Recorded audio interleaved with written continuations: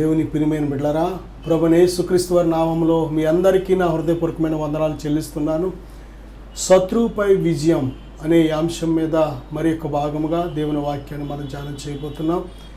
దేవుని వాక్యాన్ని ధ్యానించే ముందుగా ప్రార్థన చేసుకుని దేవుని ఆత్మ సహాయాన్ని మనం కోరుకుందాం. పరిశుద్ధుడా, ప్రేమగల తండ్రి, ఈ వాక్యాన్ని ఆలకిస్తున్న ప్రతి బిడ్డను అయ్యా దర్శించిన ఆయన మాట్లాడండి ప్రభువా. ప్రతి బంధకాల నుంచి, సాతాను యొక్క సంఖ్యల నుంచి సంపూర్ణ విడుదల దాయిచ్చే నాయన. శత్రువైన సాతానుపై నాయన సంపూర్ణమైన విజయం నీ బిడ్డలకు దాయి తండ్రి. మీకోసం జీవించుటకు నాయన, విజయవంతమైన జీవితాన్ని నీ బిడ్డలు జీవించుటకు సహాయం దాయిచ్చండి నాయన. సాతాను చేస్తున్న ప్రతి దాడిని, సాతాను చేస్తున్న ప్రతి విధమైన తిరుగుబాటును ప్రభువా జయించుటకు నాయన, మీకోసం సాక్షులుగా బలమైన పాత్రలుగా నిలబడుటకు కావలసిన సంపూర్ణమైన మీ శక్తితో అభిషేకంతో నింపమని, మీరే మాట్లాడమని యేసుక్రీస్తు వారి నామములో ప్రార్థిస్తున్నాను తండ్రి, ఆమేన్.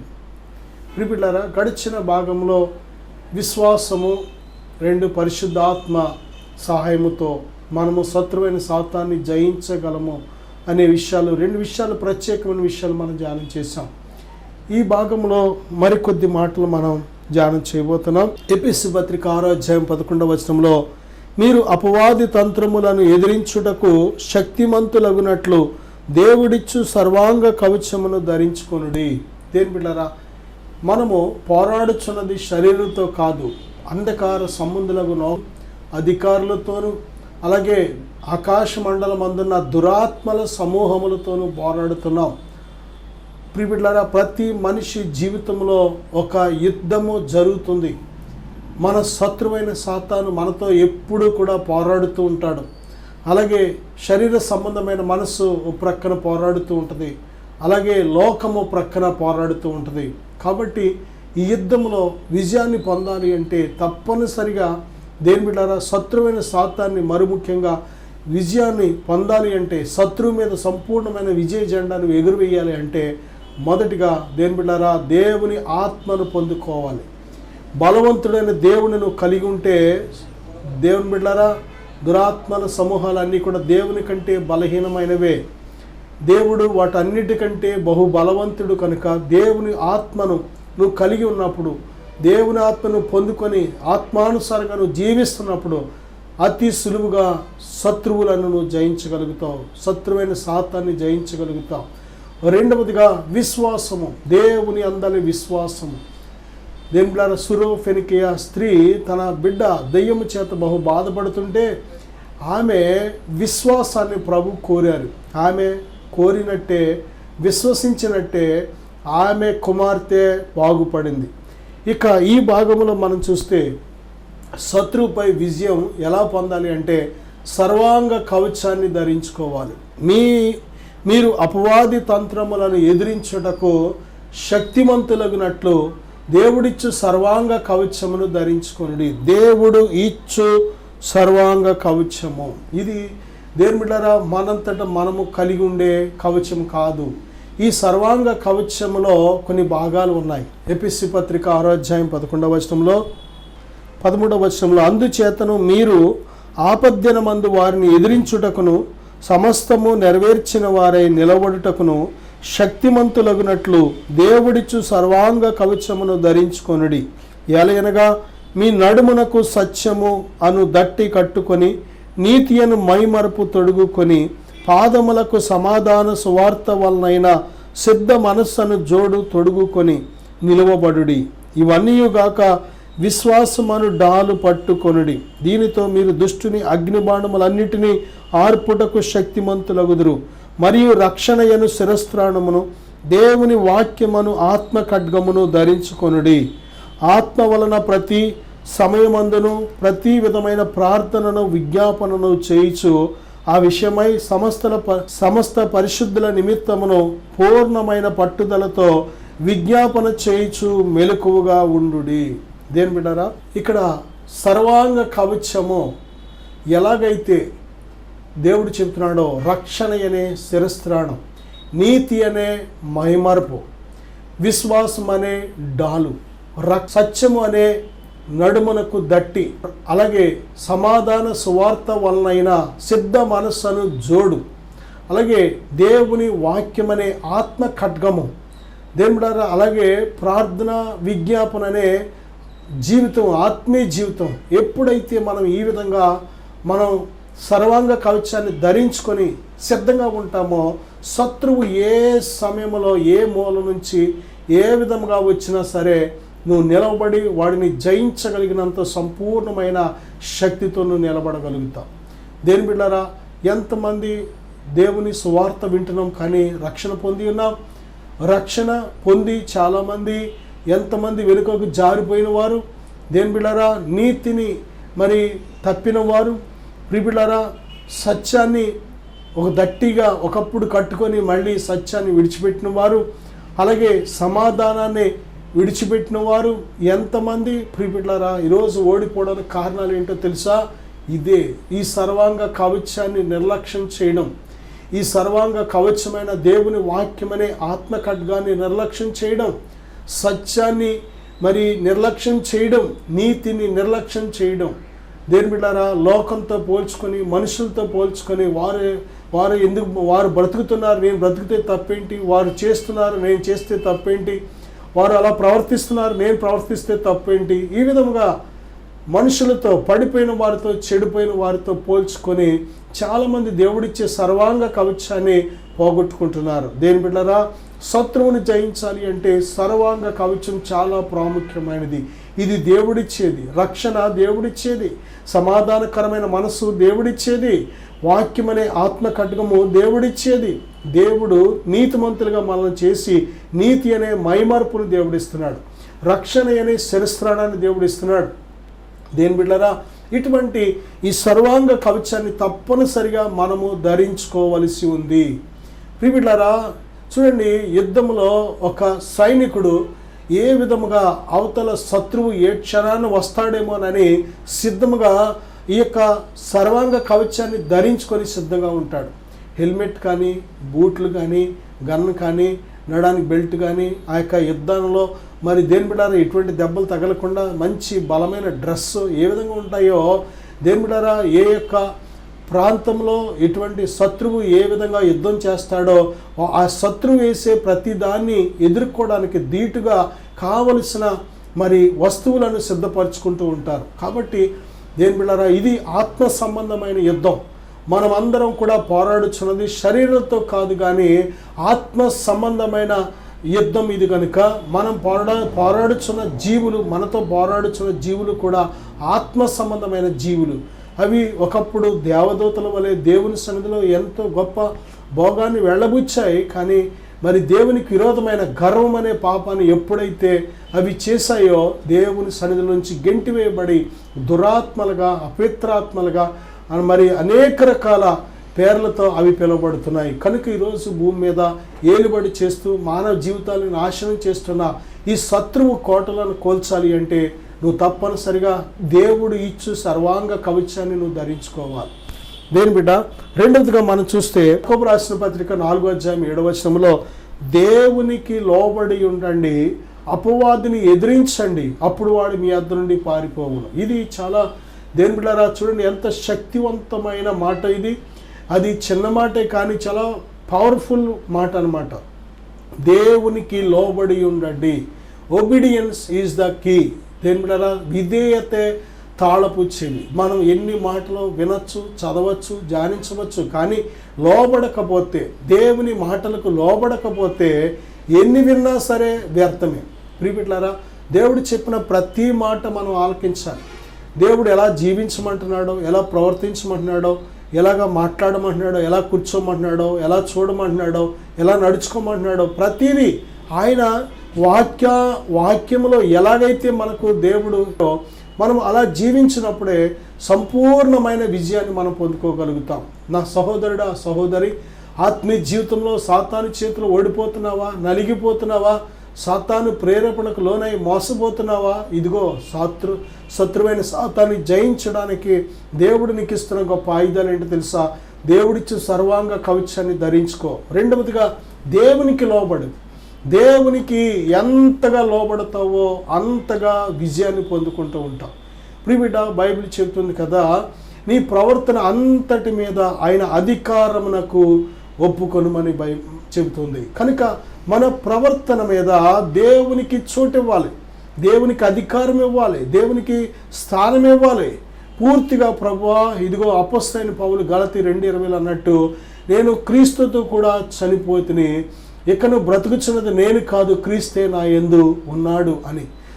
ఇప్పుడు నేను జీవించుచున్న జీవితము నా కొరకు చనిపోయి తిరిగి లేచిన ప్రభువైన యేసుక్రీస్తునందు విశ్వాసము ద్వారా జీవించుచున్నాను అంటున్నాడు. నిజమే, మొట్టమొదటిగా మనము సిలువలో మన కోసం ప్రాణం పెట్టిన ప్రభువైన యేసుక్రీస్తు వారు మన పాపపు జీవితం నిమిత్తం ఆయన సిలువలో ప్రాణం పెట్టారు కనుక మనము కూడా మన ప్రాచీన స్వభావం యేసయ్యతో సిలువ వేయబడింది అనే సత్యాన్ని మనం గ్రహించాం. దేని బిడ్డారా, ఎప్పుడైతే సిలువ ద్వారా, సిలువను గురించిన వాక్యము ద్వారా నువ్వు నూతనంగా జన్మిస్తున్నావో, నీ పాపములను ప్రభువైన యేసుక్రీస్తు వారి రక్తంతో కడుక్కొని, దేని బిడ్డ ప్రభువైన యేసుక్రీస్తునందు విశ్వాసము ద్వారా ఒక నూతనమైన జీవితాన్ని, దేవుడిస్తున్న జీవితాన్ని నువ్వు ప్రారంభిస్తున్నావో, అది దేవుని బిడ్డ చాలా శక్తివంతమైన జీవితం, పునరుద్ధాన శక్తి కలిగిన జీవితం. కనుక ప్రభువైన యేసుక్రీస్తునందు విశ్వాసం ఉంచి దేవుని బిడ్డ ఈ నూతన జన్మ అనుభవాన్ని పొందిన నీవు ప్రతి క్షణం కూడా స్వైచిత్తాన్ని సిలువేస్తూ దేవుని చిత్తానికి నిన్ను అప్పగించుకుంటూ ఉండాలి. ప్రతి విషయంలో మనము ఈ భూమి మీద జీవించినంతకాలం స్వైచిత్తం అనేది దేవుని బిడ్డలారా మనకు ఒక శత్రువుగా మనకు ప్రేరేపిస్తూ ఉంటుంది. చాలా జాగ్రత్త. ఈ స్వైచిత్తము మన జీవితంలో ఎంత ఎక్కువగా ఉంటే దేవుని చిత్తాన్ని అంత తక్కువగా మాత్రమే మనం నెరవేర్చగలం. స్వైచిత్తాన్ని ఎంతగా మనం సిలువేయగలుగుతామో దేవుని చిత్తాన్ని అంతగా మనం నెరవేర్చగలుగుతాం. దేని మీద దేవుడు వాడుకోవడానికే మరి అందరినీ దేవుడు పిలుస్తున్నాడు. తల్లి గర్భంలో ఉన్నప్పుడే కొంతమందిని పిలుస్తున్నాడు. చాలామందిని దేవుని మీద కొన్ని పరిస్థితులు, కొన్ని సమయాల ద్వారా దేవుడు పిలుస్తున్నాడు. కానీ వారు దేవుని చేతిలో బలమైన పాత్రలుగా వాడబడకపోవడానికి కారణం ఏంటంటే స్వైచిత్తాన్ని సిలువేయకపోవడం. ప్రభు చెప్తున్నారు కదా, ఎవడైనాను నన్ను వెంబడింపగోరిన యెడల తన్ను తాను ఉపేక్షించుకొని తన సిలువనెత్తుకొని నన్ను వెంబడింపవలను. దేవుని వెంబడింపాలని కోరుతున్నావా? నిజంగా దేవుని శిష్యుడిగా, దేవుని నీ వెంబడించే బిడ్డగా నువ్వు ఉండాలి కోరినట్లయితే ఈ స్వైచిత్తం అనే ఈ గుణాన్ని ఏం చేయాలంటే పూర్తిగా మనం సిలువేయాలి. తన్ను తాను ఉపేక్షించుకొని, అంటే ఉపేక్షించుకోవడం అంటే కాదనుకోవడం, డెనీ సెల్ఫ్ అంటే మనల్ని మనం కాదనుకోవాలి. స్వైచిత్తాన్ని పూర్తిగా సిలువేయాలి. ఇక బ్రతుకుచున్నది యేసుక్రీస్తు ప్రభువే, ఇక నేను కాదు అని ప్రభు కోసం బ్రతకడానికి తీర్మానం తీసుకోవాలి. నా సహోదరుడా, పాపము విషయమై మృతమైనప్పుడు నిజంగా మనము నూతన జన్మ అనుభవాన్ని అనుభవిస్తున్నాం. మన పాపములు ప్రభువైన యేసుక్రీస్తు వారు తన రక్తంతో కడిగి నూతనమైన మనస్సాక్షిని దేవుడు మనకు దయచేస్తున్నారు. అదే నూతనమైన మనసు. అప్పుడు దేవుని చిత్తాన్ని సంపూర్ణంగా మనం గ్రహించగలుగుతాం.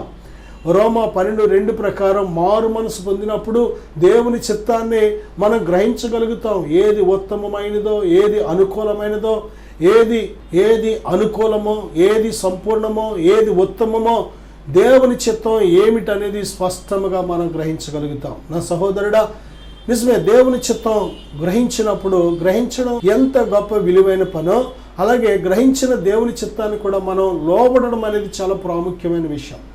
దేవుని చిత్తం ఎరిగి ఉండి కూడా మనం లోబడకపోతే పనిష్మెంట్కి గురవుతాం. మేలైనది ఎరిగి ఉండి కూడా అలాగూ చేయకపోతే వానికి శిక్ష అని బైబిల్ చెప్తుంది. దేని బిడ్డలారా, మేలు మనకు తెలుసు ఎలా చేస్తే ఏది మేలు, ఏది మంచిది. కానీ అలా చేయకపోతే దేవుని దగ్గర ఒక దినాన్ని మనం లెక్క చెప్పవలసి ఉంది. కాబట్టి స్వైచిత్తాన్ని సిలువేయాలి. ప్రతిరోజు కూడా స్వైచిత్తాన్ని సిలువేసి దేవుని చిత్తానికి మనం లోబడాలి. దేవుని చిత్త ప్రకారం మనం ఎప్పుడైతే ముందుకు సాగుతూ ఉంటామో దేని బిడ్డ అన్ని విషయాల్లో సంపూర్ణమైన విజయాన్ని మనం అనుభవించగలుగుతాం. ప్రియబిడ్డలారా, దేవునికి లోబడి ఉండండి, అపవాదిని ఎదిరించండి. ఇక నువ్వు బ్రతిమాలవలసిన పని లేదు, ఎదిరించాలి. నువ్వు శత్రువుని దేవుడు ఎదిరించడం కాదు, దేవుడు నీకు అధికారం ఇచ్చాడు కనుక నువ్వు ఎదిరించాలి. నీ నోటిలో ప్రతి మాటకు దేవుడు అభిషేకించాడు, శక్తినిచ్చాడు, అధికారం ఇచ్చాడు. కనుక దేవుని ఆత్మ నీలో నివసిస్తున్నప్పుడు, నువ్వు దేవుని చిత్తానుసారంగా జీవిస్తున్నప్పుడు నీ నోటి నుండి వచ్చే ప్రతి మాట కూడా అధికారంతో కూడినదై ఉంటుంది, అభిషేకించబడిన మాటగా ఉంటుంది. కనుక దేని బిడ్డారా, ఆ మాటకు శత్రువు వెంటనే లోబడతాడు. నీ మాటకైతే, నీ సొంత మాటకైతే లోబడడు, కానీ దేవుని ఆత్మచేత పలుకుతున్న ప్రతి మాటకు కూడా సాతాను సరెండర్ అవ్వాల్సిందే, వాడికి తెలుసు. కనుక ఎప్పుడైతే నువ్వు వాడిని ఎదిరిస్తావో వెంటనే వాడు పారిపోతాడు. దేని బిడ్డారా, చాలాసార్లు శత్రువుని మనం జయించలేకపోవడానికి కారణం ఏంటంటే దేవుడు మనకిచ్చిన ఆధిక్యతను మనకు తెలియక, దేవుడు మనకిచ్చిన అధికారం ఏంటో మనకు తెలియక, దేవుడు మనకిచ్చిన స్థానం ఏంటో మనకు తెలియక. దేని బిడ్డారా, యోహాను సువార్త 1:12 ఆయనను ఎందరూ అంగీకరించారో, ప్రభుని యేసుక్రీస్తు వారిని ఎందరు అంగీకరించారో వారికి అందరికీ దేవుని పిల్లలగుటకు మరి దేవుడు అధికారం ఇస్తున్నాడు. దేవుని కుమారుడుగా, దేవుని కుమార్తెగా దేవుడు నీకు ఇస్తున్న అధికారం ఏంటో నీకు తెలిసినట్లయితే అధికారాన్ని దేవుని కుమారుడుగా, కుమార్తెగా ఉపయోగించుకోగలుగుతావు. దేని బిడ్డారా, ఎప్పుడైతే ఈ స్థానం నీకు తెలియదో శత్రువైన సాతాను చేతిలో నలిగిపోతూ ఉంటావు. నా సహోదరుడా, సహోదరి, బైబిల్ గ్రంథంలో మనం చూసినట్లయితే మొదటిగా ఈ భాగంలో సర్వాంగ కవచాన్ని మనం ధరించుకోవాలి. రెండవదిగా చూస్తే దేవునికి లోబడాలి, అపవాదిని ఎదిరించాలి. మూడవ మాట కానీ మనం చూస్తే పేతురు రాసిన మొదటి పత్రిక 5:8-9 నిబ్బరమైన బుద్ధి గలవారై మెలకువగా ఉండుడి, మీ విరోధి అయిన అపవాది గర్జించు సింహం వలె ఎవరిని మృంగుదురని వెదకుచూ తిరుగుచున్నాడు. లోకమందున మీ సహోదరుల యందు ఈ విధమైన శ్రమలే నెరవేర్చున్నవని ఎరిగి విశ్వాసమందు స్థిరులై వానిని ఎదిరించుడి. చూడండి, నిబ్బరమైన బుద్ధి గలవారై మెలకువగా ఉండండి. మెలకువ కలిగిన ఆత్మీయ జీవితం చాలా ప్రాముఖ్యమైనది. నిద్రపోతున్న విశ్వాసులు చాలామంది, ప్రియబిడ్డలారా, ఆత్మీయ జీవితంలో మరి నిద్రలో ఉన్నవారు చాలామంది. ఎందుకు నిద్ర వస్తుందో తెలుసా? ప్రియబిడ్డలారా, ఎప్పుడైతే లోక సంబంధమైన విషయాలను ఆలోచిస్తూ ఉంటావో, శరీర సంబంధమైన విషయాలు ఆలోచిస్తూ ఉంటావో, లేక అవిశ్వాసం ఎప్పుడైతే వస్తూ ఉంటుందో ఆటోమేటిక్గా ఆత్మ సంబంధమైన జీవితంలో నిద్రపోతూ ఉంటాం. అందుకే మనుషులు నిద్రిస్తున్నప్పుడు శత్రువైన సాతాను వచ్చి ఏమి విత్తుతాడు అంటే గురుగులనే తప్పుడు విత్తనాలు విత్తుతూ ఉంటాడు, పాపం అనే విత్తనాలు విత్తుతూ ఉంటాడు, భక్తిహీనమైన ఆలోచనలు విత్తుతూ ఉంటాడు, దేవుని మీద తిరుగుబాటు అనే ఆలోచనలు విత్తుతూ ఉంటాడు, అబద్ధాలను విత్తుతూ ఉంటాడు. ప్రియబిడ్డలారా, శరీర సంబంధమైన కార్యాలను విత్తుతూ ఉంటాడు, లోక ఆకర్షణలు, లోకములుండే మరి శరీరాశలు, దురాశలు, నేత్రాశలు, దేని బిడ్డలారా జీవపు డంబాలు, వీటిని విత్తుతూ ఉంటాడు. కనుక నువ్వు ఎప్పుడైతే నిద్రపోతూ ఉంటావో ఆత్మీయంగా శత్రువు చాలా సులువుగా నీ మీద దాడి చేస్తూ ఉంటాడు. కానీ ఎప్పుడైతే మెలకువగా ఉంటావో శత్రువు ఏమాత్రము కూడా నీ దరి చేరలేడు. ఈరోజు దేని బిడ్డారా, మెలకువగా ఉన్నామా, నిద్రపోతున్నామా? మెలకువ కలిగి ప్రార్థన చేయమని ప్రభు పదే చెబుతున్నారు. మీరు శోధనలో పడకుండానట్లు మెలకువ కలిగి ప్రార్థన చేయుడి. నిజమే దేని బిడ్డారా, మెలకువ కలిగిన ప్రార్థన, మెలకువ కలిగిన భక్తి, మెలకువ కలిగిన ఆత్మీయ జీవితం, మెలకువ కలిగిన మరి జీవితం మనకు తప్పనిసరిగా అవసరం. నా సహోదరుడా, సహోదరి, నిద్రపోయే విశ్వాసులు సాతాను దాడికి గురైపోతూ ఉంటారు ఎక్కువగా. మెలకువ కలిగిన వ్యక్తులు తమ్ముడు తాము శత్రు బారిన పడకుండా రక్షించుకోగలుగుతూ ఉంటారు. కనుక మనం చూస్తున్నాం భూమి మీద మరి మన సహోదరులు అందరిలో కూడా ఎన్ని శ్రమలు తెచ్చిపెడుతున్నాడో, ఎన్ని రకాలుగా వారు నలిగిపోతున్నారో. కనుక మెలకువ కలిగి మనం ఉండాలి, నిబ్బరమైన బుద్ధి గల వారిగా ఉండాలి, బుద్ధిలో నిబ్బరత ఉండాలి. దేని బిడ్డలారా, ప్రకటన గ్రంథం 2:10 ఇదిగో మీరు శోధింపబడినట్లు అపవాది మీలో కొందరిని చెరలో వేయింపబోచున్నాడు. 10 దినములు శ్రమ కలుగును, మరణము వరకు నమ్మకముగా ఉండుము, నేను నీకు జీవ కిరీటం ఇచ్చేదను. ఇది అంత్యకాలంలో ప్రభు రాకడ ఆ యొక్క సమయంలో దేని బిడ్డలారా జరిగే విషయాలు. అయితే ఇందులో ప్రత్యేకమైన మాట మనం నేర్చుకోవాల్సి ఉంది. అదేమిటంటే నమ్మకముగా ఉండు, మరణము వరకు నమ్మకముగా ఉండు. నమ్మకత్వం, నమ్మకంగా జీవించడం దేవుని సన్నిధిలో చాలా ప్రాముఖ్యమైనది. అపనమ్మకస్తులకు చోటు లేదు. అపనమ్మకస్తులు ఆయన సన్నిధిలో నిలబడలేరు. అపనమ్మకమైన జీవితం ఎప్పటికైనా మోసమే. అపనమ్మకస్తులు సాతాన్ని జయించలేరు. దేవుని పిల్లలు దేవునికి నమ్మకస్తులుగా ఉండాలి. ఇప్పుడు కూడా ఆయనకు దూరంగా ఉండి మనం ఏమీ చేయలేం కదా, ఆయనకు దూరంగా ఉండి మనం ఏమీ వర్ధిల్లలేం కదా, ఆయన మీద తిరుగుబాటు చేసి ఏమాత్రం కూడా అభివృద్ధి చెందలేం కదా. కనుక ఎందుకు దేవుని మీద తిరుగుబాటు, ఎందుకు దేవుని విషయంలో అపనమ్మకస్తులుగా ఉండడం? చాలాసార్లు అపనమ్మకమైన జీవితమే వారిని శత్రువుకు అప్పగిస్తూ ఉంటుంది. కాబట్టి నమ్మకముగా నువ్వు ఉన్నట్లయితే దేవుడు తన పట్ల నమ్మకస్తులైన వారిని దేవుడు ఎన్నడూ విడిచిపెట్టడం, వారి పక్షంగా యుద్ధం చేయడానికి, వారి పక్షంగా కార్యం చేయడానికి సిద్ధంగా ఉంటాడు. వారి శత్రువుల నుంచి దేవుడు వారిని విడిపించడానికి నిత్యము కూడా ఆయన కనుదృష్టి ఆయన పిల్లల మీద ఉంచుతూ ఉంటాడు. కనుక నమ్మకమైన జీవితం మనకు కావాలి. దేవుని పట్ల మనం నమ్మకస్తులుగా ఉండాలి. తిమోతి 1:3 అతడు గర్వాంధుడై అపవాదికి కలిగిన శిక్షావిధికి లోబడకుండానట్లు క్రొత్తగా చేరిన వాడై ఉండకూడదు. ఇక్కడ చూడండి, గర్వం అనేది శత్రువైన సాతాను పడిపోవడానికి ఒకే ఒక కారణం గర్వం.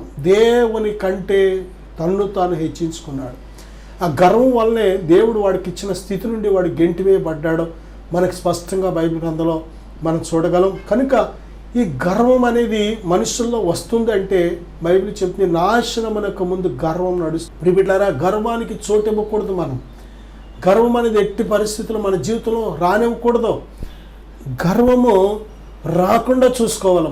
మన యొక్క ఈ లోకంలో దేవుడిని ఏ స్థితిలో పెట్టాడో ఆ స్థితిని బట్టి దేవుని స్తుతించాలే, కానీ ఆ స్థితిని బట్టి గర్వించకూడదు. చాలామంది వారికి ఉన్న ఆర్థిక స్థితిని బట్టి గర్విస్తూ ఉంటారు. డబ్బు ఉందనుకోండి, డబ్బును బట్టి గర్వం. ఇల్లు ఉందనుకోండి, ఇంటిని బట్టి గర్వం. పొలం ఉందనుకోండి, పొలాన్ని బట్టి గర్వం. బంగారం ఉందనుకోండి, బంగారాన్ని బట్టి గర్వం. చదువు ఉందనుకోండి, చదువును బట్టి గర్వం. ఉద్యోగం ఉందనుకోండి, ఉద్యోగాన్ని బట్టి గర్వం. చాలా తెలివిగా మాట్లాడతారు అనుకోండి, తెలివితేటలు ఉన్నాయనుకోండి, తెలివితేటలను బట్టి గర్వం. చాలామందికి కొంచెం అందంగా సౌందర్యంగా ఉన్నారనుకోండి, కలర్ఫుల్గా ఉన్నారనుకోండి, దానిని బట్టి గర్వం. దేని బిడ్డారా, చాలామందికి ఈ గర్వం వల్లే దేవుని కృపను కోల్పోతూ ఉంటారు. మనుషుల ప్రేమలు సైతం పోగొట్టుకుంటూ ఉంటారు. మంచి వారిని కూడా శత్రువులుగా చేసేసుకుంటూ ఉంటారు. కారణం ఏంటంటే గర్వం. గర్వంగా ఉండేవారిని దేవుడు ఏమాత్రం కూడా హెచ్చించలేడు. గర్వంగా ఉండేవారిని దేవుడు ఏమాత్రం దీవించలేడు. ఆయనతో సహవాసం చేయడానికి కూడా అనుమతించడు దేవుడు. దేవుని బిడ్డారా, అందుకే యెషయా గ్రంథంలో బైబిల్ చెప్తుంది, ఎవడు దీనుడై నలిగిన మనసుతో ఉంటాడో దేవుడు వాని యొద్దే నివాసం చేస్తున్నాడని బైబిల్ చెప్తుంది. విరిగి నలిగిన హృదయము దేవునికి ఎంతో ఇష్టమైన ఒక బలి అర్పణ లాంటిది. దేవుడు వారి ప్రార్థన ఆలకించడానికి కానీ, వారిలో నివాసం చేయడానికి కానీ, దేవుని బిడ్డారా, వారిని ఎన్నడూ విడిచిపెట్టకుండా ఎల్లప్పుడూ వారి పక్షం ఉండడానికి కానీ సహాయం చేస్తుంది విరిగి నలిగిన మనసు. ఈ గర్వం అనేది దేవుడి నుంచి మనల్ని పూర్తిగా వేరు చేస్తుంది. తిమోతి 1:3 మరియు అతడు నిందపాలై అపవాది ఊరిలో పడిపోకుండానట్లు సంగమునకు వెలుపటి వారి చేత మంచి సాక్ష్యము పొందిన వాడై ఉండవలెను. చూడండి, నిందపాలు. చాలామంది మంచి సాక్ష్యాన్ని కలిగి ఉండరు. దేవుని బిడ్డలారా, మనం ఎలా జీవిస్తున్నామో దాన్ని బట్టి ఈ లోకం సాక్ష్యం చెబుతూ ఉంటుంది. మనం మన కోసం చెప్పుకోవక్కర్లేదు. మన కోసం చెప్పేవి అవి నిజమా కాదనేది కూడా లోకం చదువుతూ ఉంటుంది, పరీక్షిస్తూ ఉంటుంది, గమనిస్తూ ఉంటుంది. దేవుని బిడ్డలారా, మనం మన కోసం ఎన్ని ఉన్నత లేనట్టు లేదు ఉన్నట్టు ఎన్ని కబుర్లు చెప్పినా సరే లోకాన్ని నువ్వు నమ్మించలేవు. లోకం చాలా దేవుని బిడ్డలారా అది ప్రాక్టికల్గా మనను గమనిస్తూ ఉంటుంది. కనుక దేవుని బిడ్డలారా, అపొస్తలుడైన పౌలు ఏమంటాడంటే, మీరు పత్రికలు అంటున్నాడు. పత్రికలు ఏ విధంగా మనం చదువుతామో ప్రపంచంలో జరుగుతున్న విషయాలు, అలాగే మనలను చూస్తున్నవారు, మన మాటలు వింటున్నవారు, మన ప్రవర్తన, మన నడకలు మరి చూస్తూ గమనిస్తూ వింటున్నవారు ఎవరిని చూస్తున్నారంటే, దేవుని బిడ్డలారా, ప్రభువునైనా చూడాలి, లేకపోతే మనలో ఉన్న వేషధారణ బ్రతికైనా వారు చూడాలి. నిజంగా మనం ప్రభు కోసం జీవిస్తే, నమ్మకస్తులుగా జీవిస్తే, ఎటువంటి నిందలు అవమానాలు రాకుండా మరి నమ్మకస్తులుగా మంచి సాక్ష్యం కలిగి మనం జీవించినట్లయితే ఈ లోకమే వారిలో వారే చెప్పుకుంటారు, ఆ వ్యక్తి చాలా మంచివాడు, ఆ వ్యక్తి చాలా మంచిది అని వారిలో ఒక సాక్ష్యాన్ని వారు కలిగి ఉంటారు. మనం మన కోసం చెప్పే సాక్ష్యం కంటే మన కోసం ఇతరులు చెప్పే సాక్ష్యం చాలా ప్రాముఖ్యమైనది, శక్తివంతమైనది. దేని బిడ్డలారా, కాబట్టి మనము దేవునికి ఇష్టలుగా బ్రతికితే మంచి సాక్ష్యాన్ని మనం కలిగి ఉండగలం. అలా కాకుండా వేషధారులుగా బ్రతికితే, లేక భక్తిహీనులుగా బ్రతికితే, దేవుని శక్తిని ఆశ్రయించకుండా మనం బ్రతికినట్లయితే దేని బిడ్డారా, దేవుని నామానికి అవమానకరంగా, మనుషుల దృష్టిలో చాలా నిందల పాలు, అవమానం పాలు అయ్యే అవకాశం ఉంటూ ఉంటుంది. కనుక అన్ని విషయాల్లో దేని బిడ్డారా, శత్రువైన సాతానికి చోటు ఇవ్వకుండా ఉండాలి అంటే మంచి సాక్ష్య జీవితాన్ని మనం కలిగి ఉండాలి.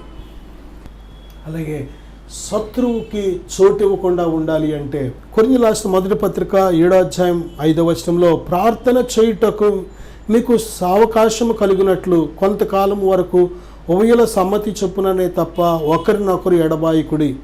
మీరు మనస్సు నిలపలేకపోయినప్పుడు సాతాను మిమ్మల్ని శోధింపకుండానట్లు తిరిగి కలుసుకొనుడి. చూడండి, సాతాను ఎవరిని ఎక్కువ శోధిస్తాడంటే విడివిడిగా ఉన్నవారు. ఏం బిడ్డారా, నరుడు ఒంటరిగా ఉండడం మంచిది కాదు అని దేవుడు చెప్పిన మాట మనం ఒకసారి జ్ఞాపం చేసుకుంటే, తప్పనిసరిగా ఒంటరి జీవితం సాతానికి చాలా సులువుగా చిక్కే అవకాశం ఉంటూ ఉంటుంది. కాబట్టి దేని బిడ్డారా, ఒంటరిగా ఉండడం కంటే వివాహము చేసుకోవడం అనేది చాలా చాలా చాలా క్షేమము. వివాహము చేసుకున్న తర్వాత ఎట్టి పరిస్థితుల్లో ఈ లోక సంబంధమైన విషయాలు అడ్డు పెట్టుకొని, అది డబ్బు వలన కానీ లేకపోతే వేరే వేరే ఏ కారణాల వల్ల కానీ విడిపోవడం అనేది దేవుని చిత్తం కాదు. ఒక్కసారి వివాహం అనే పరిశుద్ధ వ్యవస్థ ద్వారా జత చేయబడిన తర్వాత ఇద్దరు కాదు, ఇక ఒక్క శరీరము కనుక, వారిద్దరు కూడా ఒక్కటి కనుక, వారిని దేవుడు జతపరిచాడు కనుక ఏ నరుడు వేరుపరచకూడదు. కనుక దేని బిడ్డారా, వారు ఎప్పుడైతే వివాహమైన తరువాత ఏదో ఒక కారణం చేత ఏదో చిలుకు బలుకు గొడవలు పెట్టుకొని, మనస్పర్ధలు పెట్టుకొని, అనుమానాలు పెట్టుకొని, చెప్పుడు మాటలు విని దేని బిడ్డారా, ఎప్పుడైతే వారు వేరువేరుగా ఉంటారో శత్రువు చాలా సులువుగా వారిని దాడి చేస్తూ ఉంటాడు. కనుక వారికి శత్రువుకి అవకాశం ఇవ్వకుండా ఉండాలి అంటే ఒకరినొకరు ఎడబాయకుడి అనే మాటను దేవుడు స్పష్టంగా చెబుతున్నాడు. కనుక దేని బిడ్డారా, శత్రువు మీద సంపూర్ణమైన విజయం పొందాలి అని దేవుడు కోరుతున్నాడు. శత్రువు నీ పాదాల కింద చితకు ద్రొక్కించాలని దేవుడు కోరుతున్నాడు. దేని బిడ్డారా, శత్రు బలం అంతటి మీద నీకు అధికారం ఇచ్చి సంపూర్ణమైన విజయవంతమైన జీవితాన్ని జీవించాలని దేవుడు కోరుతున్నాడు. కనుక దేని బిడ్డారా, దేవుని చేతిలో పాత్రగా ఉండాలని కోరుతున్నావా, లేక శత్రువు కాళ్ళ కింద నలిగిపోవాలని కోరుతున్నావా? అది నీ చేతిలో ఉంది కనుక దేవునికి లోబడు, శత్రువైన సాతాన్ని ఎదిరించు, వాడు నీ ఎదురు నుండి పారిపోతాడు. చిన్న ప్రార్థన చేద్దాం. పరిశుద్ధుడా, ఘనమైన తండ్రి, ఇప్పుడే నాయన ఎవరు ఏ బంధకాలు ఉన్నారో శత్రు బంధకాల నుంచి సంపూర్ణమైన విడుదల బిడ్డలకు దయచేయమని, బలపరచమని, విజయవంతమైన నాయన ఈ యొక్క విశ్వాస జీవితాన్ని కొనసాగించుటకు బిడ్డలకు సహాయం దయచేయమని యేసుక్రీస్తు వారి నామములో ప్రార్థిస్తున్నాను తండ్రి. ఆమేన్. God bless you.